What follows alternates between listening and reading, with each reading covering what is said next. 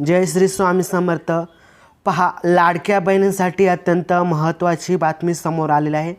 नक्की काय आहे ही बातमी सविस्तर जाणून घ्यायच्या आधी जर आपल्या चॅनलवरती नवीन असाल तर क्रिएटिव्ह मराठी या लाडक्या यूट्यूब चॅनलला सबस्क्राईब करून बाजूची बेल आयकॉन देखील प्रेस करून टाका, जेणेकरून जेव्हा पण मी नवीन व्हिडिओ टाकीन त्याची नोटिफिकेशन सर्वात अगोदर तुम्हाला येईल व तो व्हिडिओ तुम्ही पाहू शकता। तर आज कोणताही वेळ वाया न घालवता आजच्या व्हिडिओला लगेच सुरू करूयात। तर पहा, मुख्यमंत्री माझी लाडकी बहीण योजनेच्या निकषांमध्ये बदल होणार असल्याची चर्चा असून त्यावर देवेंद्र फडणवीस यांनी भाष्य केलेलं आहे।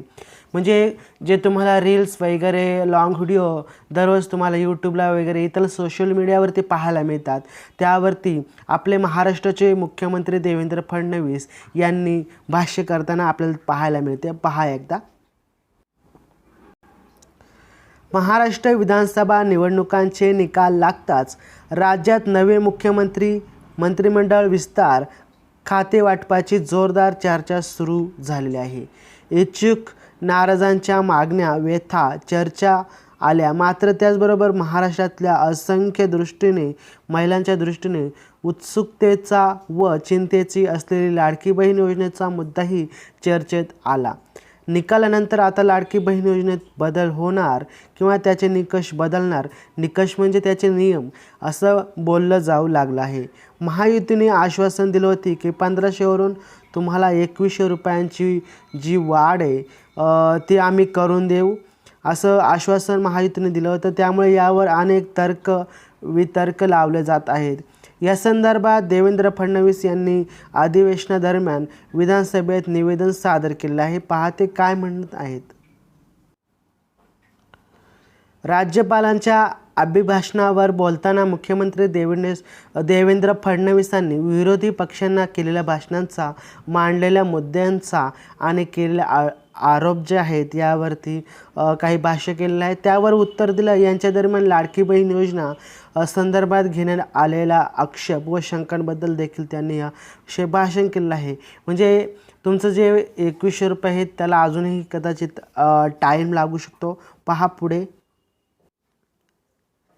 लाडकी बहीण योजनेबद्दल शंका ठेवू नका असं। दरम्यान लाडकी बहीण योजनेबाबत उपस्थित करण्यात येणाऱ्या शंका मुख्यमंत्री यावेळी फेटाळून लावलेल्या आहेत। आज या सभागृहाला मी आश्वस्त करू इच्छितो की कोणत्याही शंका मनात ठेवू नये। जी आश्वासनं आम्ही दिलेली आहेत, ज्या योजना आम्ही सुरू केल्या आहेत, त्यातली एकही योजना आम्ही बंद करून होऊ देणार नाही। ज्या लाडक्या बहिणींनी महायुतीवर प्रेम दाखवलं, मतदान केलं, अधिवेशन संपल्याबरोबर डिसेंबरचा हप्ता आम्ही त्यांच्या खात्यात जमा करत आहोत। काहीच बदल झालेला नाही, असं देवेंद्र फडणवीस यांनी याविषयी भाष्य केलेले आहे। पहा, म्हणजे देवेंद्र फडणवीस यांनी सांगितलेलं आहे कोणतेही लाडकी बहिणीबद्दल शंका असेल तर ठेवू नका, तुम्हाला आम्ही पैसे वितरित करणार आहोत। 1500वरून 2100 रुपये डायरेक्ट तुमच्या खात्यामध्ये वितरित करणार आहोत। याबद्दल अजून काही शंका असतील, प्रश्न असतील तर कॉमेंट करा, नक्कीच मी प्रश्नांचे निरसन करेल। तर चला भेटू आपण पुढच्या व्हिडिओमध्ये। तोपर्यंत जय हिंद, जय महाराष्ट्र, वंदे मातरम।